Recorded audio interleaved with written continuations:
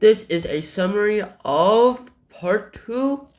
Oh, it's red. Let's try this again. This is a summary of part 2 and 3 of CHINUA ACHEBE's Things Fall Apart. And so, here we go!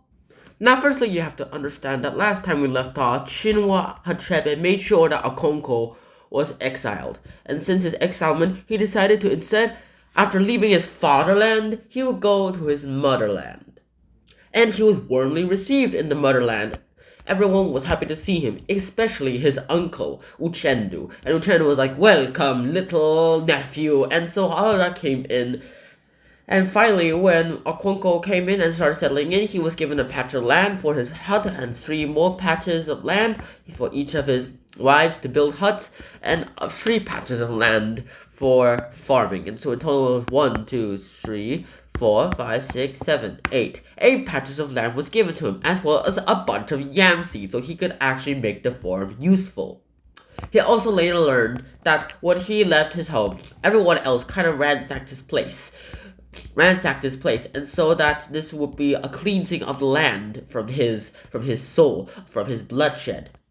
However, some people actually kind of doubted the ritual because, well, this guy accidentally killed someone. It didn't really kill someone. And so Okonkwo just went ahead and started adapting towards this new home. And so he adapted there. He later heard, along with stories of other people, of these so-called white men. And they all laughed because they thought this was hilarious. Who can be white? They've only seen black people in their lives. How can there only be white men? They all laughed at that. They went ahead and described the things that they saw. A bicycle made of iron, which they call iron horse. A horse made of iron. He rode it, and then he just left it there. And so many other things that just went ahead happened to it. And so they didn't understand him, and so the people who he visited, well, beheaded him. And then later, other white men came and attacked those people and wiped out that entire village. And they're like, that's probably false. Even if white men did come here, we can always fight the leprosy skin. Ha ha ha ha. They called them leprosy skins because the kind way of saying leprosy skin in this African language was white skin. And so they did everything they could to go ahead and make this right. And one day, the white men came into this village too. Okonkwo was all like, hey, all these white men are not good. We will have to defeat them. If we do not defeat them, there will be nothing else that we can do towards this place.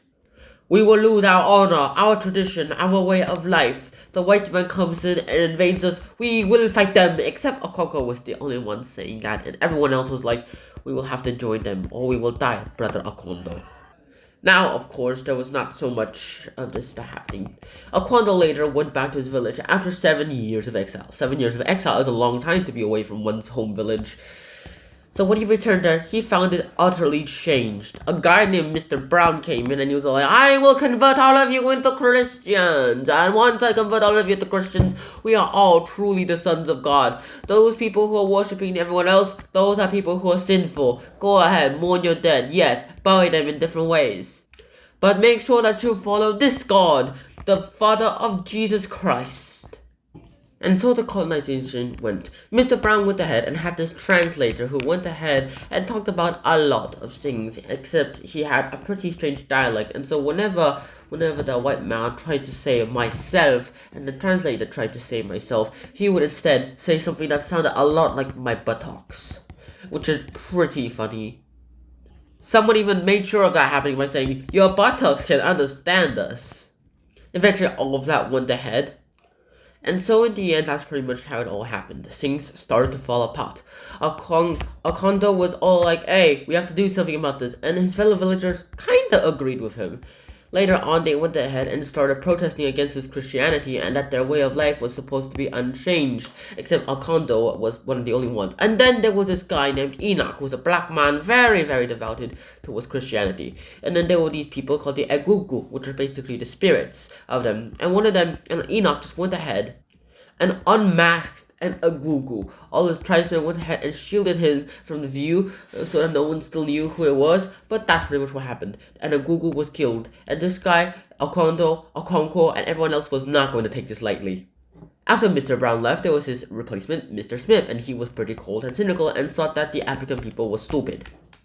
And so Okonkwo and several other people went to the church of the town and demolished it into ashes and dirt, like whatever is remains of a church.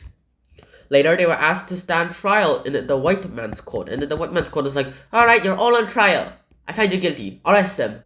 The Africans were armed, but it happened so fast that no one could arm themselves immediately. And so all of them were handcuffed before they could even do or sing. And so the white man was like, until you pay us 200 bags of crownies, we will not let you get out. And then the messengers were sent to go ahead and demand for the payment, and they demanded for 250 bags of crownies, where 50 of them would go towards the people themselves, the messengers. And so they were beaten pretty harshly. Everyone was beaten up, and there were whiplash marks on all of them. Someone even, Okonkwo decided that they should kill the white man, but then they were overheard, and that's how their white lash marks were created.